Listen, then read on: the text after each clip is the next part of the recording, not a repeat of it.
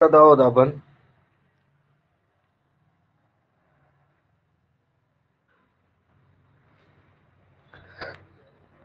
बघा इथे question number 1 आहे, ज्या पदार्थाचे रासायनिक अभिक्रियेने अपघटन करता येत नाही त्याला दाड्यास असे म्हणतात.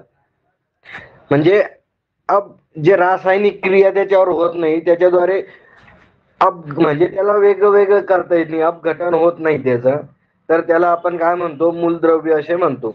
मूलद्रव्य म्हणजे कोणते? हायड्रोजन, ऑक्सिजन, नायट्रोजन, हे जे काय आहे तर याला आयर्न, हे झाले मूलद्रव्य. तर हे जे मूलद्रव्य आहेत तर यांचं काय करता येत नाही, अपघटन करता येत नाही. नंतरचा क्वेश्चन आहे, मूलद्रव्याचे सर्व गुणधर्म असलेल्या सर्वात लहान कणाला म्हणजे काय म्हटलं जातं, इथं अणू म्हटलं जातं. तर हे ऑलरेडी आपण शिकलेलो आहे. हा सगळे लेक्चर होईल, ट्रान्सफॉर्मर वर सुद्धा होईल, स्टेप बाय स्टेप घेतोय आपण, असं उतावीळ सारखं करू नका. तर मूलद्रव्याचे सर्व गुणधर्म असलेल्या लहान कणाला म्हणजे मी सांगितलेलं आहे, आपण ऑलरेडी शिकलोय की the smallest particle of element म्हणजे मूलद्रव्याच्या लहान कणाला काय म्हणतो आपण, अणू असे म्हणतो. आणि एका सुईच्या टोकावर लाखो अणू महात असतात, त्याला आपण काय म्हणतो, अणू म्हणत असतो. नाही तर लगेच तुला आठवण क्लास मधली अणू, तर असं काही अणू लक्षात ठेवायची नाही. तर अणू म्हणजे काय आहे, मूलद्रव्यातला लहानात लहान कण आहे. लक्षात तुमच्या हे. आता इथं आपण नेक्स्ट MCQ बघू आपण. अणूच्या केंद्रकाभोवती असणाऱ्या कक्षेत इलेक्ट्रॉनची संख्या डॅश सूत्रानुसार काढता येते. म्हणजे आपण एक अणू बघितला, हे अणूचं काय इथं केंद्रक आहे आणि अशा काय असतात, त्याला वेगवेगळ्या कक्षा असतात आणि याच्यात काय असते, असे इलेक्ट्रॉन असतात. बघा याच्यात काय असतात, असे इलेक्ट्रॉन दिलेले असतात. अशा प्रत्येक अणूमध्ये काय, याच्या बाह्य कक्षेत काय असतात, इलेक्ट्रॉन असतात. तर कोणत्या सूत्राद्वारे काढल्या जातं म्हणे इथे, तर सूत्र आहे 2n चा वर्ग. 2n चा वर्ग. n म्हणजे काय, तर n म्हणजे काय आहे, कक्षेचा क्रमांक. म्हणजे पहिल्या याच्यात किती अणू असतील, तर पहिल्या याच्यात बघा, आता n म्हणजे नंबर ऑफ कक्ष. आता हे कक्ष, पहिलं कक्ष, दुसरं कक्ष, तिसरं कक्ष आणि हे चौथं कक्ष म्हणजे लास्टचं कक्ष झालं. तर n म्हणजे नंबर ऑफ कक्ष, म्हणजे पहिल्या कक्षात काय राहील, मग यांच्या जागी n ठेवायचं आपण. मग काय राहील, 2x चा वर्ग. x चा वर्ग किती आहे, 1 गुणिले 2 म्हणजे 2. 1 गुणिले 2 म्हणजे 2. म्हणजे पहिल्या कक्षात किती अणू असणार, इलेक्ट्रॉन असणारे 2. तर दुसऱ्या याच्यात बघू आपण, 2 गुणिले 2 चा वर्ग. मग 2 चा वर्ग किती येतो, 4. आणि 4 दुने 8. म्हणजे दुसऱ्या याच्यात किती येईल, 8. तिसऱ्या याच्यात किती येईल, गुणिले 3 करा, 3 चा वर्ग 9, 9 दुने 18. म्हणजे पहिल्या याच्यात 2, दुसऱ्या याच्यात 8, तिसऱ्या याच्यात 18. हे लक्षात ठेवायचं आहे तुम्हाला. गुड. बऱ्याच विद्यार्थ्यांनी बरोबर उत्तर सुद्धा दिलेले आहे. तर हे तुम्हाला इथं काय करायचं आहे, लक्षात ठेवायचं. हे सूत्र सुद्धा लक्षात ठेवायचं आहे. या सूत्रानुसार आपण काय करू शकतो, एकदम इझिली कोणत्या कक्षेमध्ये किती अणू आहे हे आपण काय काढू शकतो. नंतरचा क्वेश्चन आहे, विद्युत पुरवठा करणाऱ्या साधनांच्या 2 टोकावर मिळणाऱ्या व्होल्टेजला डॅश असे म्हणतात. तर काय म्हटलं जातं सांगा, म्हणजे 2 टोकाचे विद्युत पुरवठा करणाऱ्या, म्हणजे एक बॅटरी समजा, एक बॅटरी आहे आणि ही विद्युत पुरवठा करते. तर याच्या 2 टोकावरच्या टर्मिनलच्या व्होल्टेजला काय म्हटलं जातं, तर याला काय म्हटलं जातं, टर्मिनल व्होल्टेज असे म्हटलं जातं. या टर्मिनल आणि ह्या टर्मिनलच्या अक्रॉसचं व्होल्टेज. इथं व्होल्टमीटर लावून जर मेजर केलं आपण, तर आपल्याला काय मिळतं, इथे टर्मिनल व्होल्टेज असे आपण त्याला म्हणत असतो. नेक्स्ट क्वेश्चन बघा, इथे 5वा क्वेश्चन आहे. 5वा क्वेश्चन काय सांगतो की 1 एम्पियर बरोबर डॅश मायक्रो एम्पियर. सांगा याचं उत्तर, सांगा मला. मी असं कट करून ठेवा जाईल म्हणजे तुम्हाला दिसणार नाही. एक अँपियर बरोबर किती मायक्रो अँपियर सांगा मला. डी. तर मायक्रो अँपियर, एक अँपियर बरोबर किती किती अँपियर, तर 10⁻⁶. म्हणजे एक अँपियर बरोबर किती मायक्रो अँपियर, तर 10⁻10⁻⁻⁶ म्हणजे -6 म्हणजे याला आपण कसं लिहू शकतो, एक अँपियरला कसं लिहू शकतो आपण, एक अँपियर, एक ओम सॉरी इथं एक अँपियर म्हणजे किती मायक्रो अँपियर, तर 10⁻⁻⁶. म्हणजे इथं आपल्याला काय करायचं आहे, जर आपण इथं बघितलं तर मायक्रो अँपियर मध्ये जर आपल्याला म्हणजे आपण एम्पियर मध्ये किती, म्हणजे एक मिली एम्पियर, एक मायक्रो अँपियर, एक मायक्रो अँपियर आपण कसं लिहू शकतो सांगा, एक मायक्रो अँपियर कसं लिहू शकतो,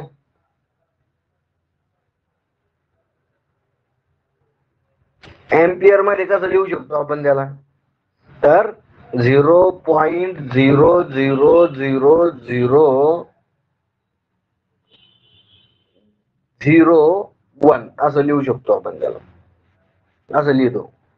याला म्हणायचं एक मायक्रो अँपियर किंवा याला 0.00001 अँपियर असं लिहायचं आहे.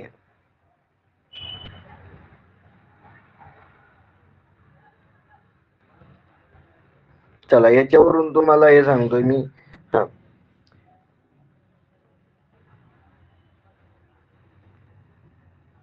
100 मायक्रो अँपियरला एम्पियर मध्ये करा बर का, 100 मायक्रो अँपियरला एम्पियर मध्ये लिहा, लिहून दाखवा मला. चला कोण उत्तर देतं लवकर. 100 मायक्रो अँपियर बरोबर किती अँपियर सांगा. 100 मायक्रो अँपियर बरोबर किंवा मग 100 मिली अँपियर बरोबर लिहून दाखवा मला. 100 मिली अँपियर बरोबर किती अँपियर,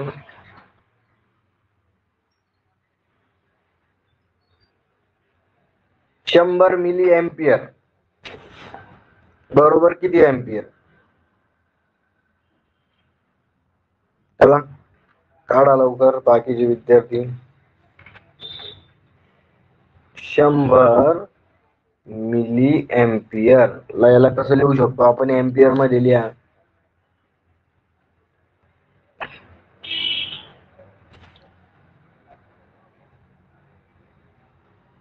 तर बघा याला अँपियर मध्ये करायचं तर 3 घर मागे सारखायचे, 1 2 3 म्हणजे काय येईल 0.1 अँपियर. 100 अँपियर म्हणजे काय, 100 मिली अँपियर म्हणजे काय, तर 0.1 अँपियर.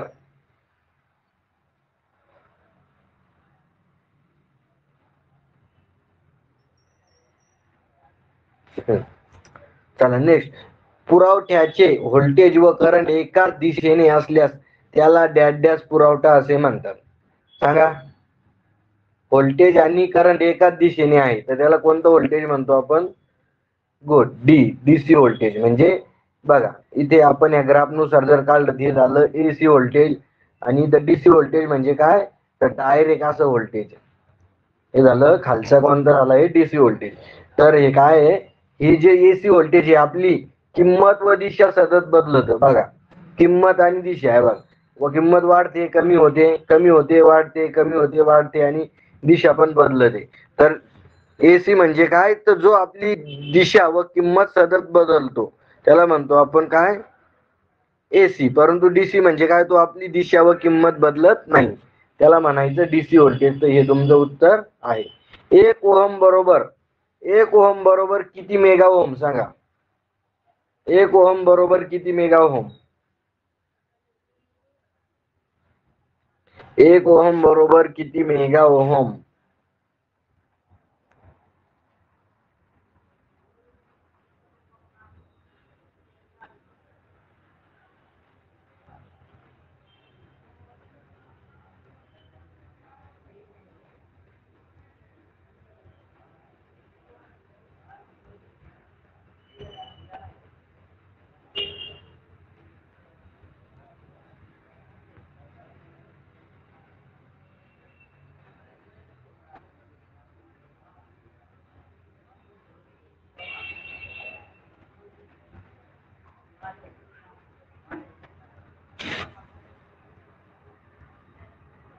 चला उत्तर कमेंट्स मध्ये टाका.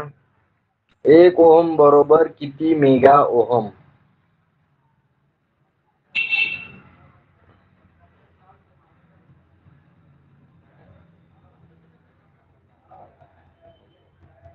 बी उत्तर देत आहे सगळे.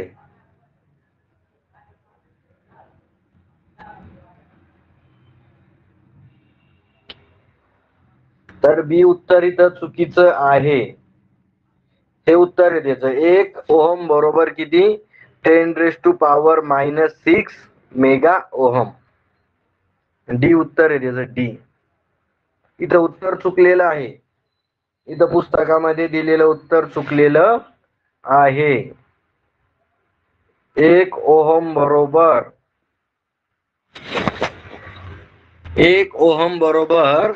10⁻⁻6 मेगा ओहम. 1 ओहम बरोबर किती मेगा ओहम असं सांगितलेलं आहे त्यांनी.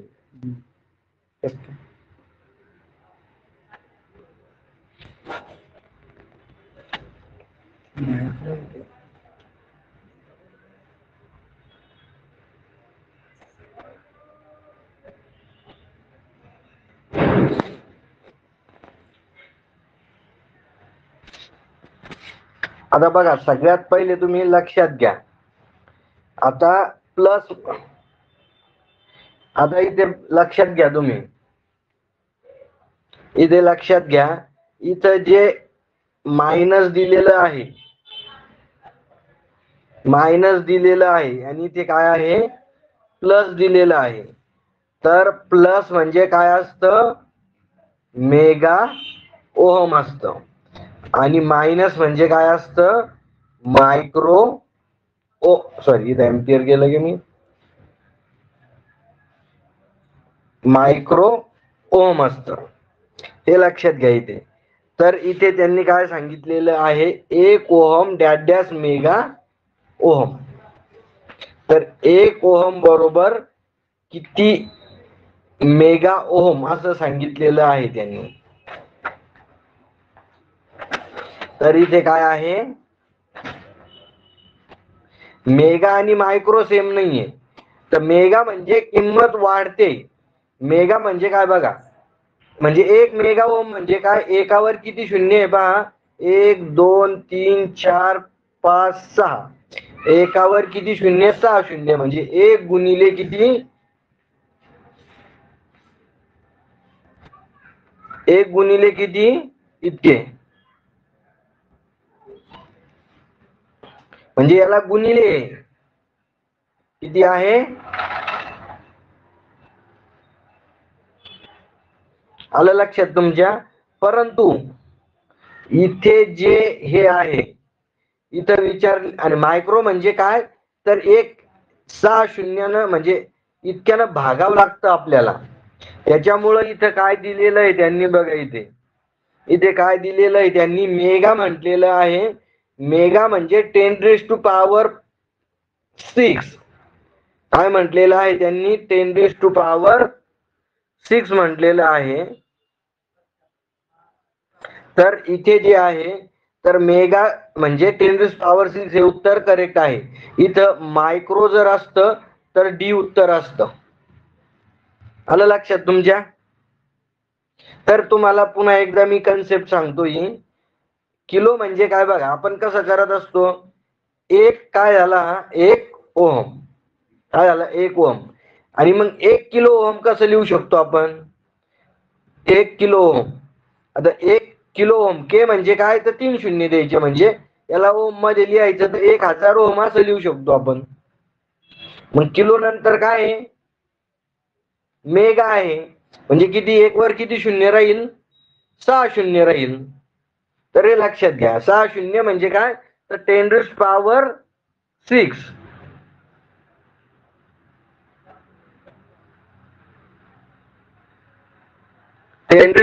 किती?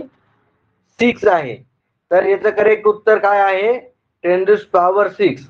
आणि इथं मेगाच्या जागी जर मायक्रो असतं तर 10 काय असतं? -6 दिलेलं असतं. आलं लक्षात तुमच्या? हे कमेंट्स मध्ये सांगा.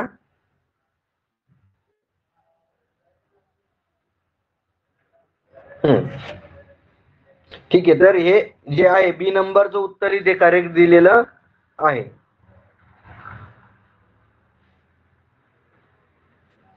आता नेक्स्ट क्वेश्चन आहे की संयोजी इलेक्ट्रॉनची जास्तीत जास्त संख्या डॅश डॅश असते. काय सांगितलं त्यांनी? संयोजी इलेक्ट्रॉनची संख्या. तर इथं काय दिलेलं आहे? त्यांनी 8 उत्तर दिलेलं आहे. तर 8 कसं आलं? संयोजी इलेक्ट्रॉनची जास्तीत जास्त संख्या 8. 8 कसं आलं कळालं का?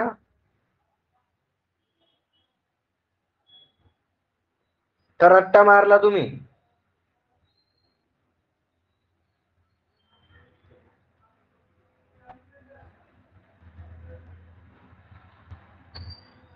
ठीक आहे.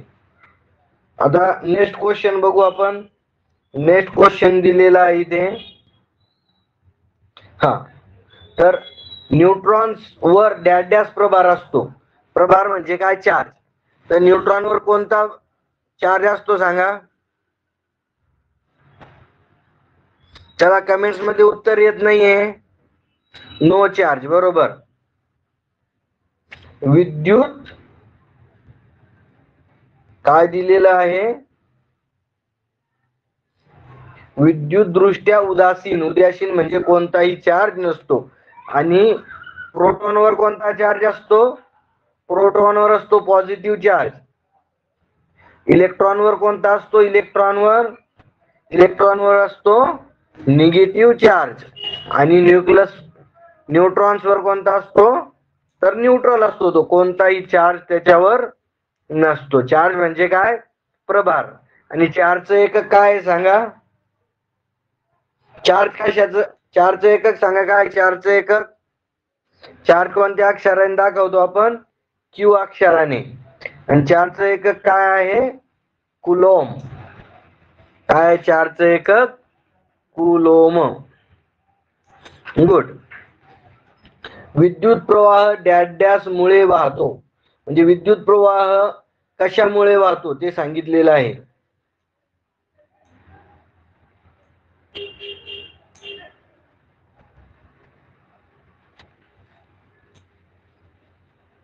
तर विद्युत प्रवाह हा डॅश डॅश मुळे वाहतो. तर इथे दिलेले धन आणि ऋण प्रभार म्हणजे पॉझिटिव्ह चार्ज आणि निगेटिव्ह चार्ज दोन्हीमुळे वाहत असतो. परंतु डिपेंड करता येतो कशात वाहतोय. जे सेमी कंडक्टर आहे त्याच्यामध्ये पॉझिटिव्ह आणि निगेटिव्ह चार्ज मुळे वाहत असतो. सेमी कंडक्टर मध्ये. कंडक्टर मध्ये निगेटिव्ह चार्ज मुळे करंट वाहत. काय वाहतं? कंडक्टर मध्ये निगेटिव्ह चार्ज मुळे करंट वाहतं. सेमी कंडक्टर मध्ये काय होतं? पॉझिटिव्ह आणि निगेटिव्ह या दोन्ही चार्ज मुळे करंट वाहत असतं. कंडक्टर मध्ये विद्युत प्रवाह डॅश डॅश मुळे वाहतो. आता बघा इथे दिलेलं आहे. आता इथं त्यांनी दिलेलं आहे बघा. आपण आताच बघितला क्वेश्चन की कंडक्टर मध्ये विद्युत प्रवाह डॅश डॅश मुळे वाहतो. तर इथं ऋण प्रभार मुळे. आपण ऑलरेडी बघितलं होतं. मी तुम्हाला असं एक डायग्राम काढून दाखवली होती. मुक्त इलेक्ट्रॉनचे वहन म्हणजे इथं असे इलेक्ट्रॉन फ्लो होते. इलेक्ट्रॉन म्हणजे कोणते असतात? ते निगेटिव्ह चार्ज. हे असे निगेटिव्ह चार्ज फ्लो होतात. तर या निगेटिव्ह इकडून असा करंट पॉझिटिव्ह कडून निगेटिव्ह कडे वाहतो आणि इलेक्ट्रॉन कसे वाहतात? निगेटिव्ह कडून पॉझिटिव्ह कडे वाहत असतात. तर कंडक्टर मध्ये करंट कशामुळे वाहतो? तर कंडक्टर मध्ये करंट हा निगेटिव्ह चार्ज मुळे वाहत असतो.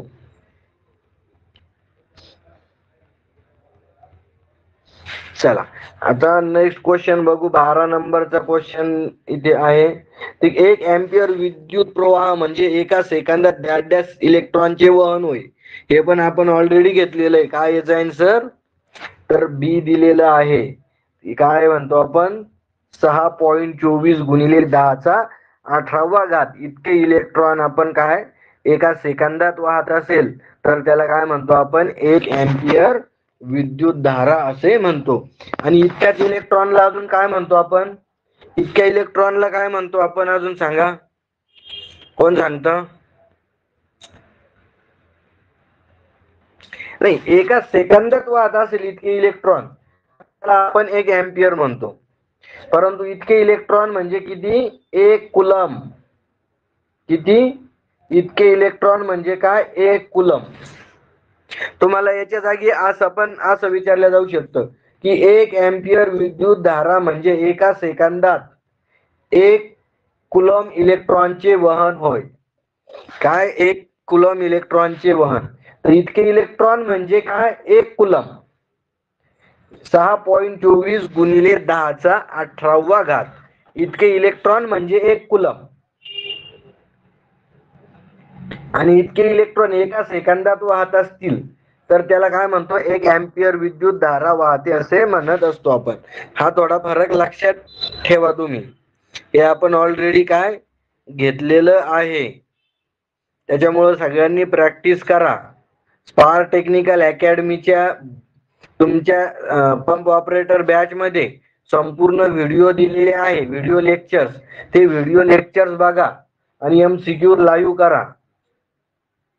डॅश पदार्थाचा तापमान सहगुणक ऋण आहे. आता बघा इथं दिलेलं आहे की डॅश पदार्थाचा तापमान सहगुणक ऋण आहे म्हणजे निगेटिव्ह टेम्परेचर कोइफिशियंट आहे. काय आहे? Negative temperature coefficient.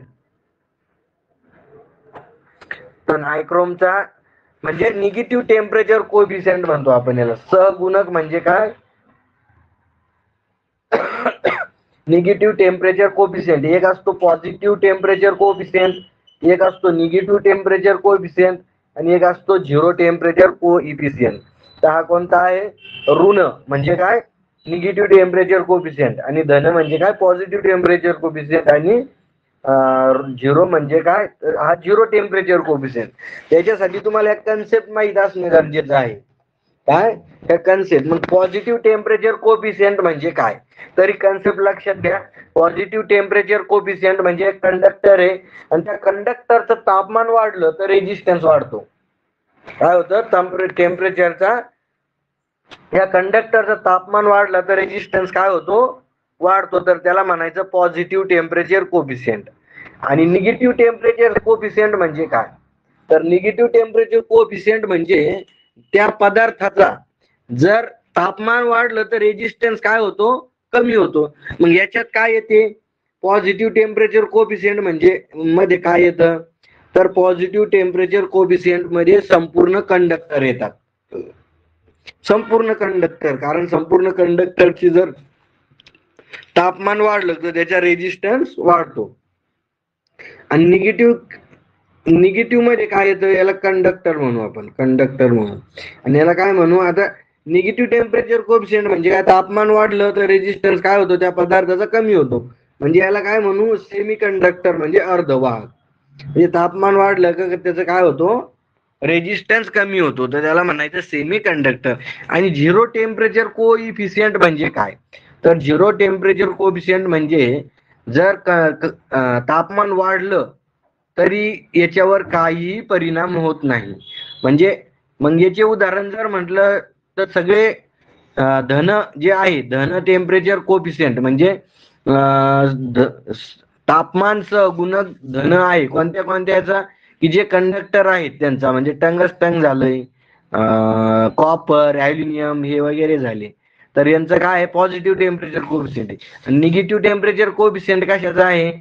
Semi conductor, silicon, germanium, nichrome झाला, यांचं काय? Negative temperature. कार्बन सुद्धा झाला, कार्बनचा सुद्धा निगेटिव्ह टेम्परेचर कोएफिशियंट आहे. आणि झिरो टेम्परेचर कोएफिशियंट कशाचा आहे? तर युरेका, मॅग्नीन. बरोबर. अजून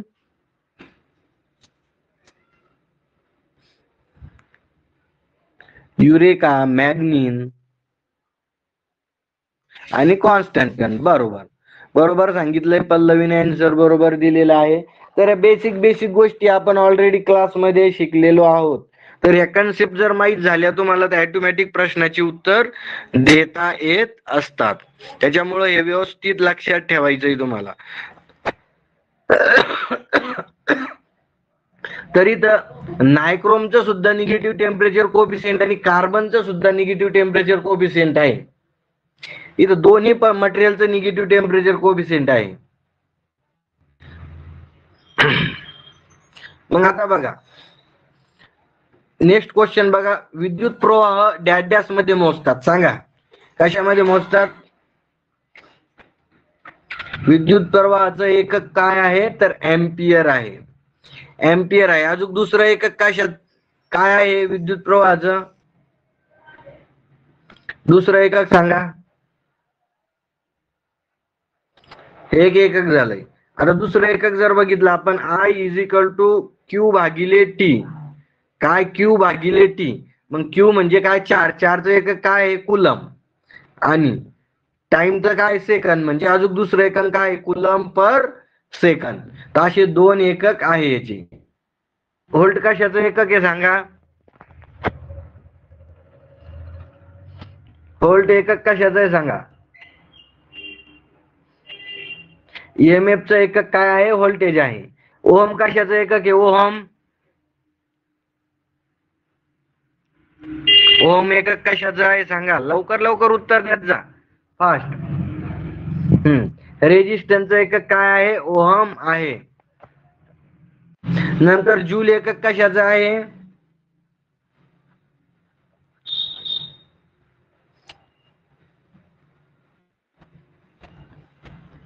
तर ऊर्जेचं एकक जूल आहे. कशाचं आहे? ऊर्जा. ऊर्जेचं एकक जूल आहे. हे लक्षात ठेवायचं तुम्ही. अशा प्रकारे एकक बघितलेले आहे आपण इथे. आता इथं बघा, विद्युत ऊर्जेचे रासायनिक विद्युत ऊर्जा हे व्यावसायिक एकक डॅश डॅश आहे. आता विद्युत ऊर्जेचे एकक काय आहे इथं त्यांनी विचारलेलं आहे. तर KWH, किलोवॅट अवर. हे कशाचं आहे? विद्युत ऊर्जेचं एकक आहे. मग वॅट हवर कशाचं एकक आहे सांगा? वॅट हवर. वॅट हवर.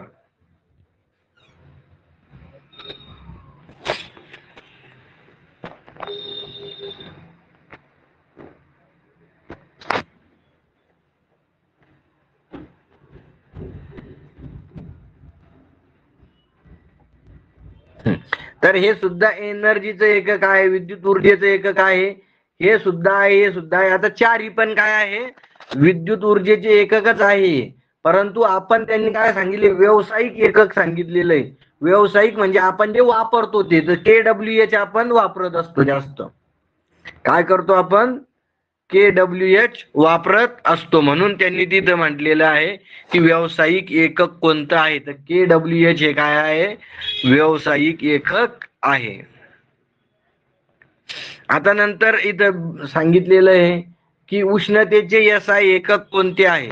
तर आताच बघितलं आपण. काय बघितलं? उष्णतेचं एकक. उष्णता म्हणजे ऊर्जा. तर जूल, उष्णतेचे एकक काय आहे? जूल दिलेलं आहे. सेल्सिअस कशाचं एकक आहे सांगा?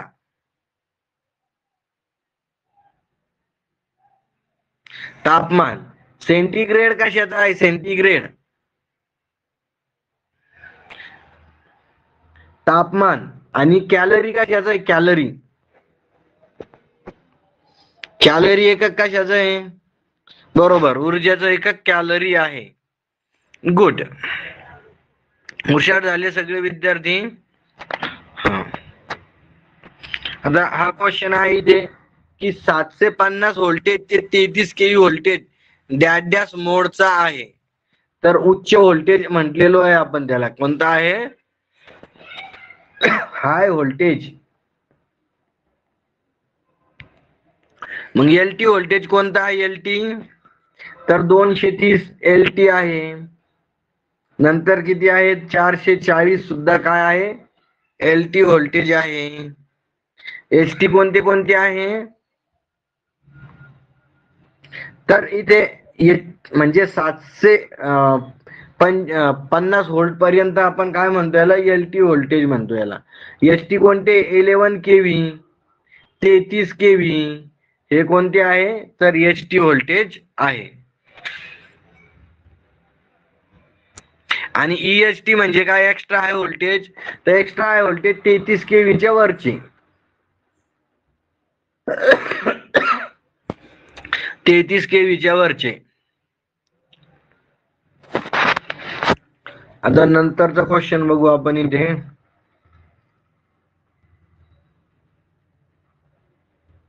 गुड. आता नंतरचा गुड, इथं आलाय लगी क्वेश्चन. रेजिस्टन्स डॅश मध्ये मोजतात, म्हणजे रेजिस्टन्स एकक काय आहे? ओहम. ठीक आहे, कोणत्या अक्षराने दाखवतो आपण?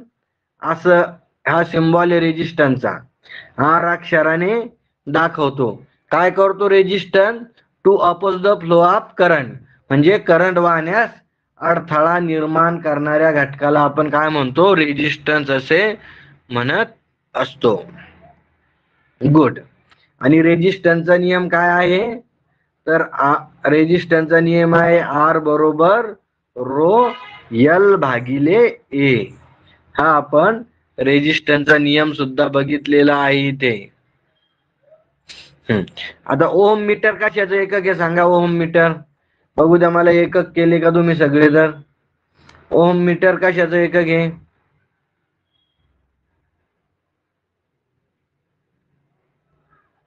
गुड. गुड. कृष्णाने बरोबर उत्तर दिलेलं आहे, शुभांगीने सुद्धा, हिमांशूने सुद्धा, ज्योतीने सुद्धा. गुड. सगळ्यांनी उत्तर दिले. रेजिस्टिव्हिटी कशाचं एकक आहे? ओहम मीटर रेजिस्टिव्हिटीचं एकक आहे.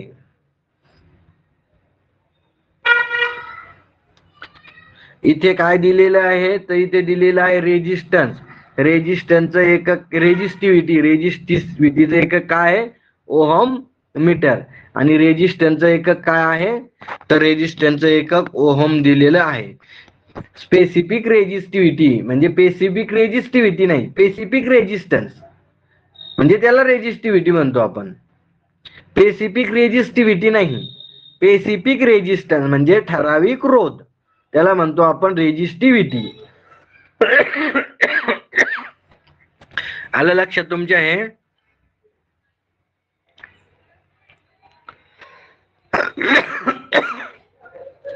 आता बघा, मग आपण रेजिस्टन्स बघितला, तर जी म्हणजे काय सांगा? जी म्हणजे काय? जी म्हणजे काय? जी अक्षराने काय दाखवतो आपण? गुड. कंडक्टन्स दाखवतो. काय दाखवतो? कंडक्टन्स. मग कंडक्टन्स म्हणजे काय? तर हा विरुद्ध घटक आहे कशाच्या? रेजिस्टन्सच्या. रेजिस्टन्सचा विरुद्ध घटक म्हणजे कंडक्टन्स. मग रेजिस्टन्स काय करतो? तर अडथळा निर्माण करत असेल, करंट वाहण्यास काय करतो? अडथळा निर्माण करतो. तर कंडक्टन्स काय करतो? करंट वाहण्यास मदत करत असतो. मग याला असं पण लिहू शकतो आपण, याचं सूत्र जी बरोबर काय लिहू शकतो? 1/r, कारण हा त्याच्या विरुद्ध आहे, म्हणजे आपण 1/r सुद्धा असं लिहू शकतो. आणि कंडक्टन्सचं एकक काय सांगा? कंडक्टन्सचं एकक बरोबर काय आहे? मो. आणि अजून दुसरं एकक काय आहे? सिमेन्स. काय आहे दुसरं एकक? सिमेन्स. असे दोन एकक आहे याचे, मोह आणि सिमेन्स. हे लक्षात ठेवणं गरजेचं आहे. नेक्स्ट क्वेश्चन बघू आपण इथे. डॅश पदार्थाचा तापमान वाढल्यास रोध कमी होतो. सांगा आता. इथे मी आत्ताच तुम्हाला हा कन्सेप्ट समजून सांगितला. डॅश पदार्थाचा तापमान वाढल्यास रोध कमी होतो. कार्बन कोणतं आहे? तर निगेटिव्ह टेम्परेचर कोफिशियंट आहे. मग निगेटिव्ह टेम्परेचर कोफिशियंट म्हणजे काय? तापमान वाढलं तर काय होतो? रोध कमी होत असतो. गुड. नंतरचा क्वेश्चन बघू आपण. 21 नंबरचा क्वेश्चन आता बघणं गरजेचं आहे. 21 नंबरचा क्वेश्चन आहे तुमच्यासाठी. विद्युत मात्रा डॅश मध्ये मोजतात. आता विद्युत मात्रा म्हटलेलं आहे यांनी. विद्युत मात्रा म्हणजे काय? तर विद्युत मात्रा म्हणजे चार्ज. काय विद्युत मात्रा म्हणजे काय? विद्युत धारा म्हणजे करंट, आणि विद्युत मात्रा म्हणजे काय? तर चार्ज. आणि चार्जचं एकक काय आहे? कुलम आहे. चार्जचं एकक कुलम. मो कशाचं एकक आहे सांगा? मो कशाचं एकक आहे? लवकर फास्ट टाईप, असे फास्ट आन्सर आले पाहिजे तुमचे. गुड. कंडक्टन्स. वॅट सेकंद कशाचं एकक आहे? Watt second. चला, वॅट सेकंद कशाचं एकक आहे?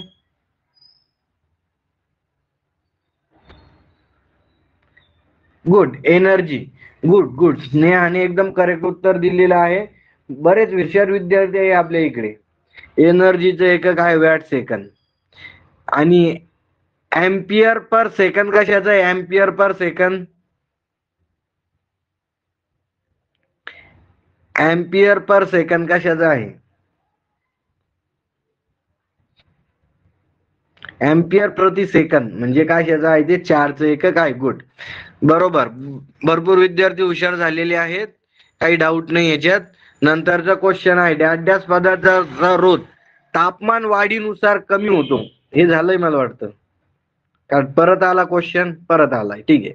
डॅश डॅश पदार्थाचा रोध तापमान वाढीनुसार कमी होतो, तर काय आहे? कार्बन. इथे उत्तर दिलेलं आहे.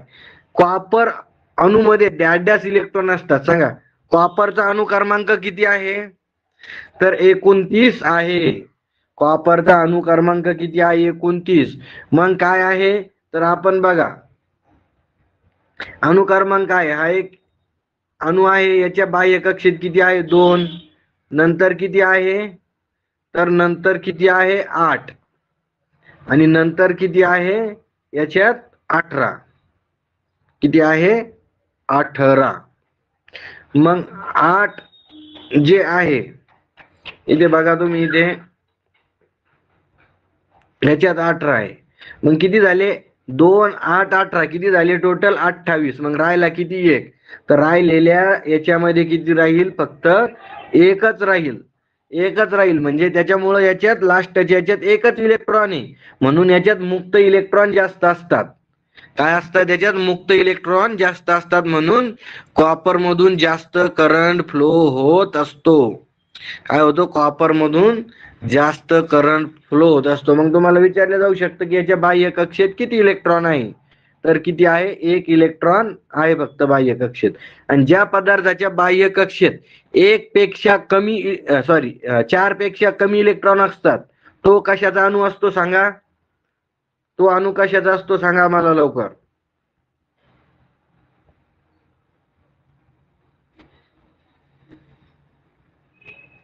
चार पेक्षा कमी इलेक्ट्रॉन, तर ज्याच्या कक्षेमध्ये 4 पेक्षा, बाह्य कक्षेत 4 पेक्षा कमी इलेक्ट्रॉन असतात, तो असतो कंडक्टर. ज्याच्या 4 पेक्षा जास्त असतात तो असतो इन्सुलेटर. आणि ज्याच्या बाह्य कक्षेत 4 अणू असतात त्याला काय म्हणतो आपण? सेमी कंडक्टर असे म्हणत असतो. गोल्डचा अणु क्रमांक बघा, गोल्डचा अणु क्रमांक किती दिलेला आहे यांनी? ते 79 दिलेला आहे. पॉवरचं एकक सांगा मला. पॉवरचं एकक काय? पॉवरचं एकक गुड, वॅट आहे पॉवरचं एकक. किलोवॅट हवर कशाचं एकक आहे? किलोवॅट हवर कशाचं एकक आहे? गुड, एनर्जीचं एकक आहे. किलोवॅट सेकंद कशाचं एकक आहे? हे सुद्धा एनर्जीचं. आणि वॅट हवर सुद्धा एनर्जीचं एकक आहे. हे तिन्ही सुद्धा एनर्जीचे एकक आहे.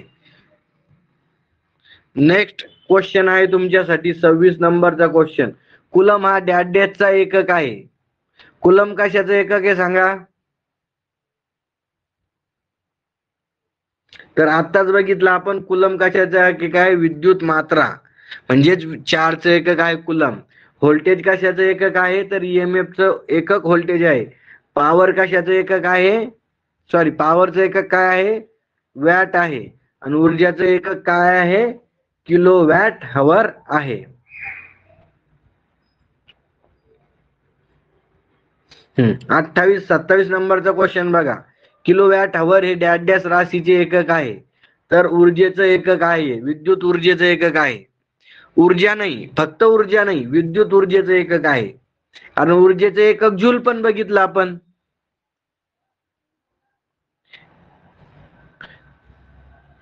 तर विद्युत ऊर्जेचं एकक आहे. बघा, एकदम सोपे सोपे MCQ आहे. ज्यांनी आपले व्हिडिओ लेक्चर्स वगैरे केले त्यांना एकदम सोपं जाईल. ज्यांनी व्हिडिओ लेक्चर्स केले नाही ते स्पार्क टेक्निकल अकॅडमी ऍप मध्ये जाऊन व्हिडिओ लेक्चर्स करा पहिले. हा, कंडक्टिव्हिटीचं IAS एकक काय आहे सांगा मला.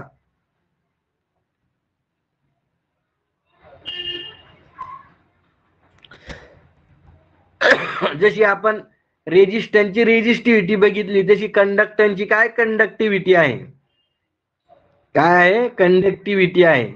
तर इथं बुक मध्ये दिलेलं आहे ओहम मीटर. ओहम मीटर आहे का रे कंडक्टिव्हिटीचे एकक.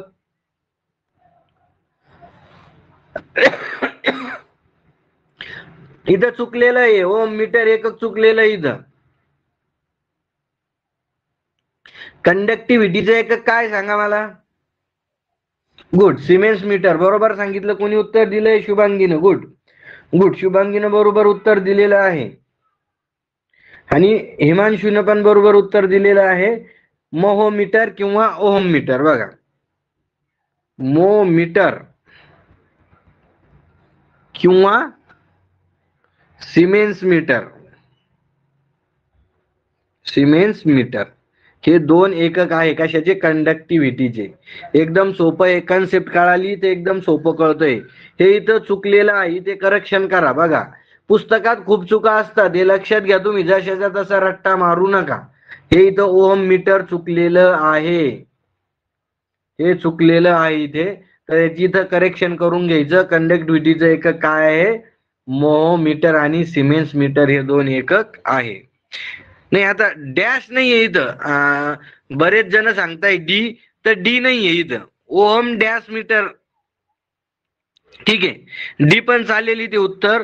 मोहोमीटर इथे दिलेलं आहे बघा, हे इथे दिलेलं आहे मोहोमीटर. मोहोमीटर डी उत्तर आहे इथं. करेक्शन करा, हे कट करा, हे उत्तर आहे त्याचं. मोहोमीटर आणि सिमेन्स मीटर असे दोन उत्तर आहे त्याची.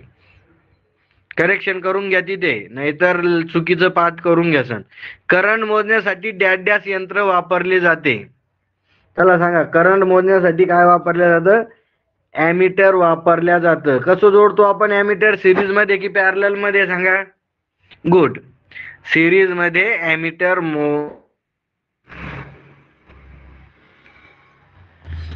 ओहम मीटरने काय मोजतो आपण सांगा. ओहम मीटरने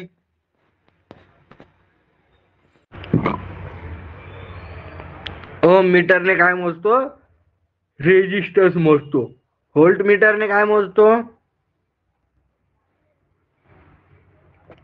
व्होल्ट मीटरने व्होल्टेज. गुड. वॅट मीटरने काय मोजतो, ठीक आहे, पॉवर मोजतो आपण. वॅट मीटरने काय मोजतो, पॉवर मोजतो. गुड. बघा, हुशार आहात तुम्ही, डोंट वरी. नेक्स्ट क्वेश्चन आहे, रेजिस्टन्स मोजण्यासाठी काय वापरतो आपण, ओहम मीटर. गुड, इथं ऑलरेडी दिलेलं आहे. एम्पियर सेकंद कशाचं एकक आहे, तर चार्जचं एकक आहे. आताच बघितलेलं आहे आपण. एम्पियर सेकंद कशाचं एकक आहे, चार्जचं एकक आहे. एकदम सोपे सोपे क्वेश्चन आहे ना, असेच क्वेश्चन तुम्हाला विचारले जाऊ शकतात. डोंट वरी, टेन्शन घेऊ नका. विभवांतर डॅश डॅश मध्ये मोजतात. आता विभवांतर म्हणजे काय, पॉझिटिव्ह आणि निगेटिव्ह याच्यामधला काय, पॉझिटिव्ह चार्ज आणि निगेटिव्ह चार्ज मधला फरक, तर त्याला म्हणतो आपण विभवांतर. तर विभवांतर कशामध्ये मोजतो आपण, व्होल्टेज मध्ये मोजत असतो, म्हणजे पोटेन्शियल डिफरन्स. तर करेक्ट आन्सर काय इथे, विभवांतर कशामध्ये मोजतो, व्होल्टेज मध्ये मोजत असतो. नेक्स्ट क्वेश्चन 33 नंबरचा क्वेश्चन बघू इथे आपण. पुरवठ्याच्या सुरुवातीचा दाब ज्यामुळे विद्युत प्रवाह विद्युत मंडळात वाहण्यास कारणीभूत ठरतो त्याला डॅश डॅश म्हणतात.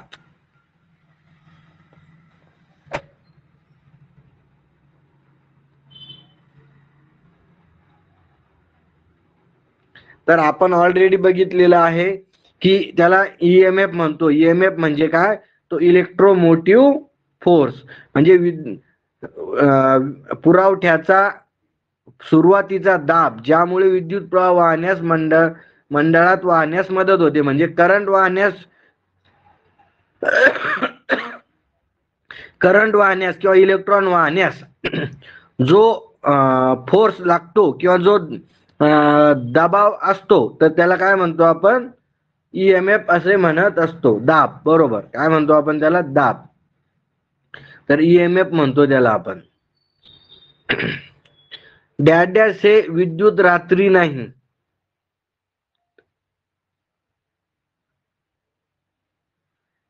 काय क्वेश्चन आहे हा बघा. मीटर हे विद्युत रात्री नाही म्हणजे काय? काय अर्थ? क्वेश्चन कळाला का तुम्हाला हा? गुड. क्वेश्चनच कळाला नाही तो क्वेश्चन काय आहे.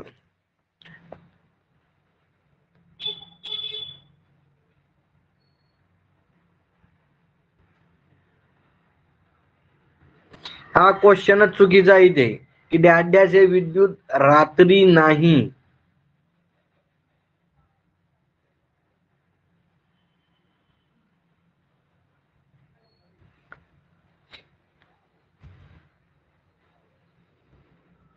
राशी असेल असं म्हणायचं, पण आता राशी जर म्हटलं की डॅश डॅश हे विद्युत राशी नाही. ठीक आहे, बरोबर आहे. गुड. कोणी सांगितलंय ते राशी? Good good. काय नाव मला बघू द्या त्याचं. गुड. प्रशांत ढवळे. गुड. यांनी बरोबर सांगितलं की डॅश डॅश हे विद्युत राशी नाही म्हणजे राशी कोणती नाही त्याच्यातली, तर मीटर राशी नाहीये. कारण ही एक राशी, पॉवर, करंट, कुलम, ह्या सगळ्या राशी आहेत. तर मीटर विद्युत राशी नाहीये, हे असं तिथे करेक्शन करा. हा. जूल, 1 जूल प्रति सेकंद हे डॅश डॅश संलग्न आहे. सांगा मला. 1 जूल प्रति सेकंद, 1 जूल प्रति सेकंद हे डॅश डॅश संलग्न आहे. तर 1 वॅट, 1 वॅट बरोबर काय आहे? 1 जूल प्रति सेकंद. 1 जूल प्रति सेकंद म्हणजे काय? तर 1 वॅट. विरोधकतेचे एकक काय? आता इथं विरोधकतेचे एकक म्हणलं आहे त्यांनी.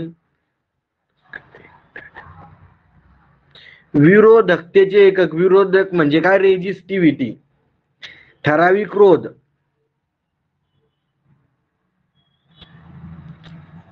काय? विरोधकतेचे, विरोधकता म्हणजे काय?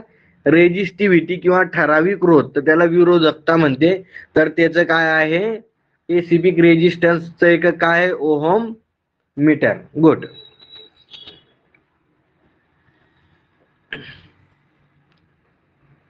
नंतरचा क्वेश्चन बघा इथे की ईएमएफचं एकक काय आहे? गुड. ईएमएफचं एकक सांगा. बघा इथे तुमची डबल डबल प्रॅक्टिस होते. आपण काय करतो? एमसीक्यू हे घेतोय, काय म्हणतो आपण त्याला? रिपीट रिपीट प्रत्येक एमसीक्यू बघतोय आपण. तर इथं ईएमएफचं एकक काय दिलेलं आहे? व्होल्ट दिलेलं आहे. तर वॅट कशाचं एकक आहे सांगा? वॅट कशाचं एकक आहे? म्हणजे आपले खूप वेळेस रिव्हिजन होत आहे. पॉवरचं एकक. गुड. एम्पियर कशाचं एकक आहे? एम्पियर कशाचं एकक आहे? करंट. करंटचं एकक आहे एम्पियर. आणि कुलम कशाचं एकक आहे? तर चार्जचं एकक आहे कुलम. तर असे आपण आपलं फास्ट रिव्हिजन चालू आहे बढिया पैकी. आता नेक्स्ट 38 नंबरचा क्वेश्चन बघू आपण. 38 नंबरचा क्वेश्चन काय सांगतो इथे की 100 वॅट बल्ब 200 व्होल्टेज पुरवठ्याला जोडल्यास मंडळातील प्रवाह डॅश डॅश असतो. म्हणजे तुम्हाला काय काढायचं इथे? करंट काढायचंय. करंट काढा बर का. कोण सॉल्व्ह करतय?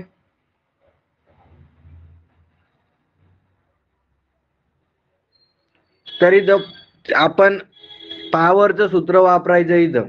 गुड. बघू आपण कसं काढायचं. तर आपल्याला काय बघा, पी बरोबर काय? पॉवर बरोबर काय आहे? व्ही गुणिले आय.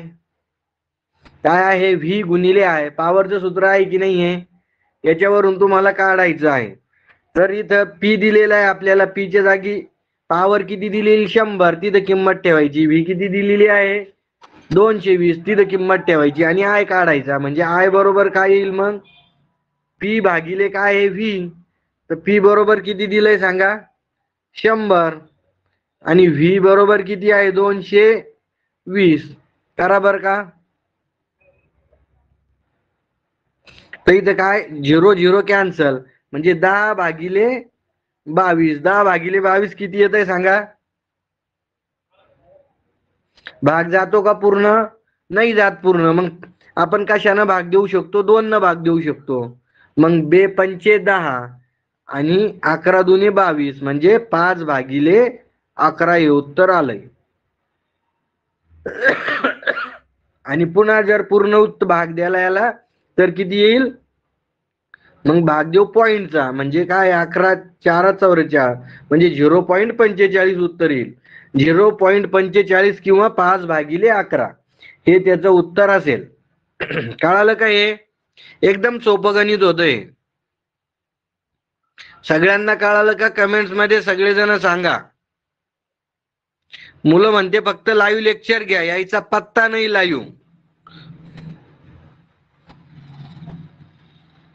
लाईव्ह यायचा पत्ता नाही, चालला फक्त लाईव्ह लेक्चर घ्या. सगळ्यांना कळालं का? हे सूत्र, पॉवरचं सूत्र माहित पाहिजे आपल्याला. P = V×I. तर हे पॉवरचं सूत्र आहे. गुड. तर हे उत्तर आहे याचं 5/11. नंतरच बघा, विद्युत प्रवाह वाहण्यास भागाला विरोध करणारा घटक डॅश डॅश आहे, सांगा.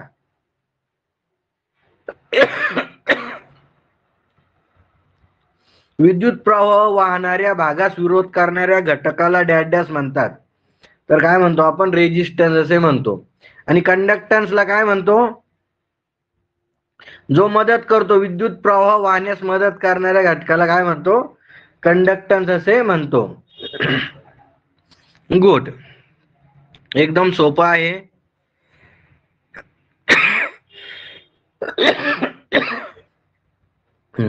नेक्स्ट आहे, कंडक्टरची लांबी वाढल्यास रेजिस्टन्सवर काय परिणाम होईल, सांगा.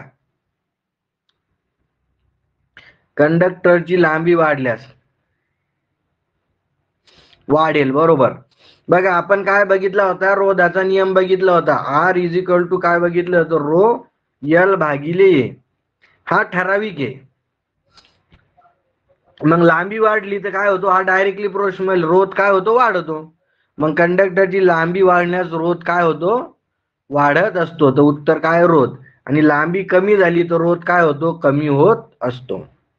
तर हे तुम्ही लक्षात ठेवायचं आहे. नंतरचा क्वेश्चन आहे बघा,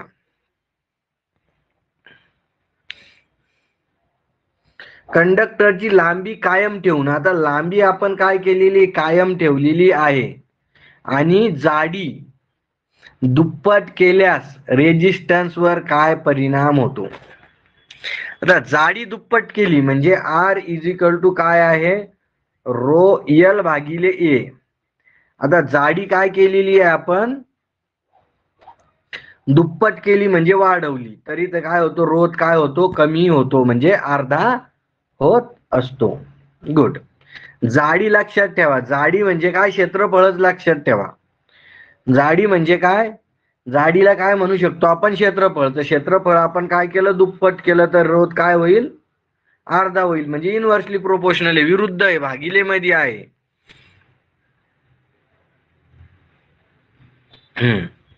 तरी ते उत्तर काय आहे? अर्धा. जाडी जर म्हटलं तर त्याला क्षेत्रफळच म्हणायचं. जाडीला काय म्हणायचं? क्षेत्रफळ म्हणायचं. कंडक्टरचा स्पेसिफिक रोध डॅश डॅश वर अवलंबून असतो. कंडक्टरचा स्पेसिफिक रोध डॅश डॅश वर अवलंबून असतो.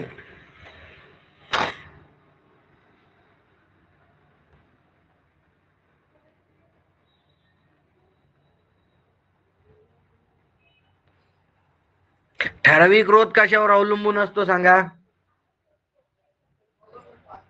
तर वरील पैकी सर्व घटक, म्हणजे इथं तो मटेरियलवर अवलंबून तर असतोच. कंडक्टरच्या रचनेवर, लांबीवर, कंडक्टरची जाडी, कंडक्टरच्या रचनेवर, म्हणजे इथं कशावर? मटेरियलवर अवलंबून असतो. हे लक्षात ठेवा तुम्ही. मटेरियलवर अवलंबून असतो. स्पेसिफिक रोध कशावर अवलंबून असतो? मटेरियलवर अवलंबून असतं. तर हे कंडक्टरच्या लांबीवर नाही, कंडक्टरच्या रचनेवर नाही, कंडक्टरच्या जाडीवर नाही. इथं त्यांनी हे दिलंय की वरील पैकी सर्व, तर वरील पैकी सर्वावर नाहीये. तर हा कशावर अवलंबून आहे? मटेरियलवर अवलंबून आहे.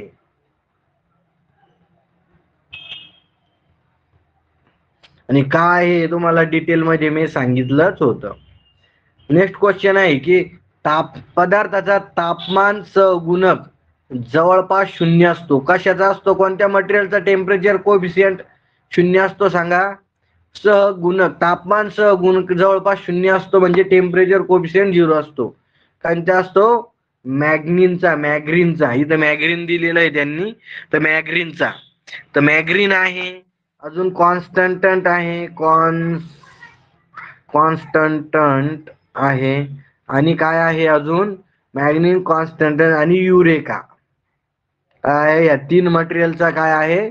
0 टेम्परेचर कोएफिशियंट आहे. म्हणजे तापमान वाढलं किंवा तापमान जर वाढलं तर याच्या रेजिस्टन्सवर काहीही परिणाम होत नाही, हे तुम्ही लक्षात ठेवायचं आहे.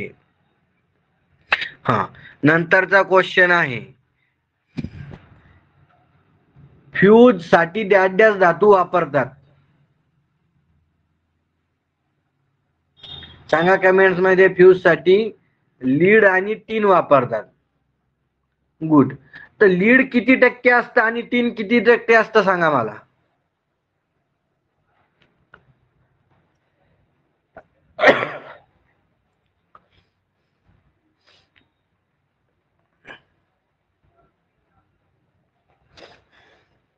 गुड.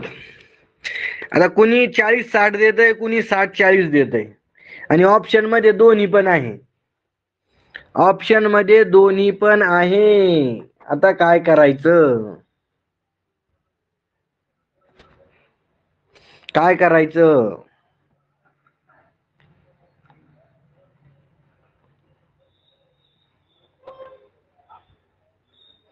बघू कुणाचं बरोबर येतंय. तर बघा इथे, तर लीडचं प्रमाण आहे 40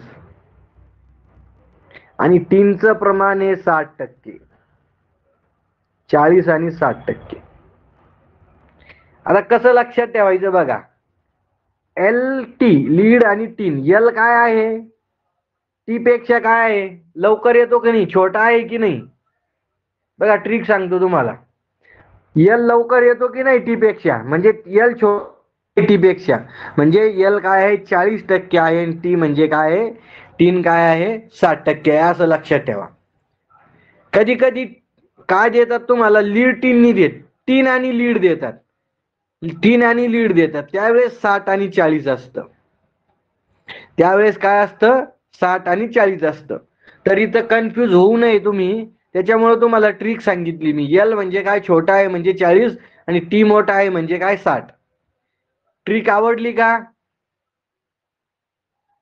असं लक्षात ठेवायचं तुम्ही. मागे पुढे कोणतं काही जरी केलं तर ते लक्षात ठेवावं लागेल तुम्हाला.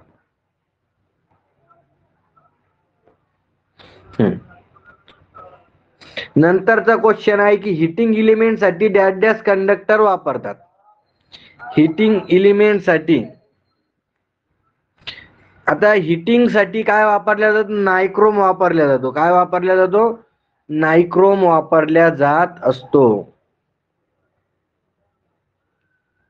हिटिंग एलिमेंट साठी. म्हणजे जी शेगडीची वायर असेल किंवा भट्टी असेल, म्हणजे फर्नस म्हणतो आपण त्याला, फर्नस म्हणतो, भट्टी असेल, किंवा बेकरीमध्ये ते आपण काय वापरतो? हीटर वापरतो. ते बेकरी मेकर मध्ये ते वापरतो आपण.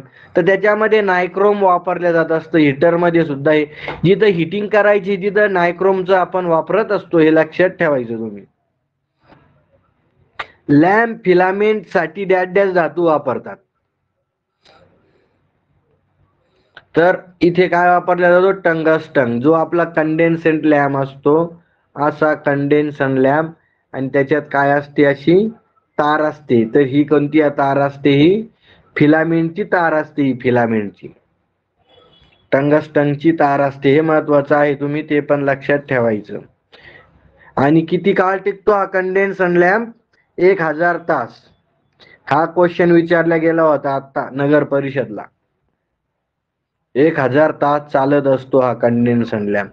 किती वॅटचे असतात हे कंडेन्सन लॅम्प? स्टँडर्ड वॅट 60 वॅटचा असतो, 100 वॅटचा असतो, आणि 200 वॅटचा सुद्धा असतो.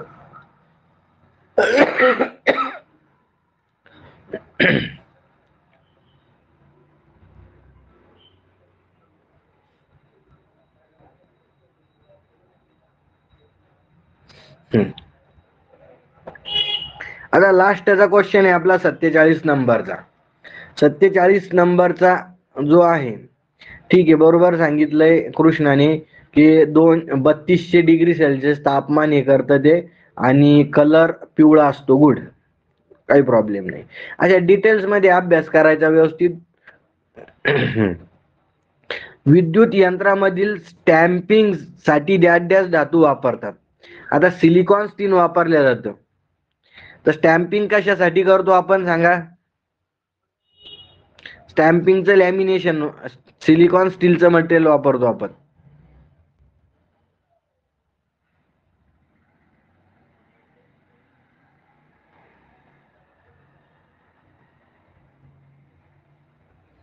सिलिकॉन स्टीलचं मटेरियल.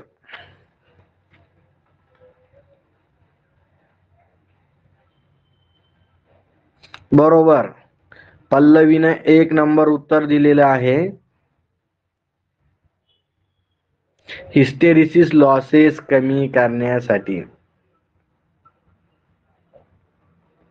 म्हणजे बघा इथे सिलिकॉन जी कोर असते ना ट्रान्सफॉर्मरची, मोटरची कोर, तर ह्या कोणत्या मटेरियल पासून बनलेले असतात?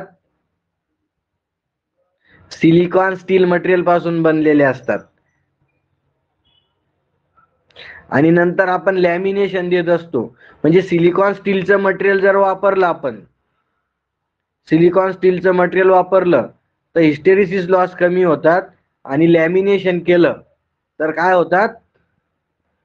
ईडी करंट लॉसेस कमी होत असतात. तर हे लक्षात ठेवायचं तुम्ही. ठीक आहे, आज आपण इथे बेसिक क्वेश्चन बघितले. नंतरच्या चॅप्टरचे क्वेश्चन आपण नंतर बघू. कळाले का कसे वाटले क्वेश्चन? मजा आली की नाही MCQ सॉल्व करायला? गुड. ठीक आहे, तर अभ्यास करा बाकीच्या विषयाचा सुद्धा, गणित, बुद्धिमत्तेचा, त्याचा तुमचा जो काय असेल त्याचा सुद्धा अभ्यास तुम्ही रेग्युलर करत राहा. ठीक आहे, आपण इथे थांबू.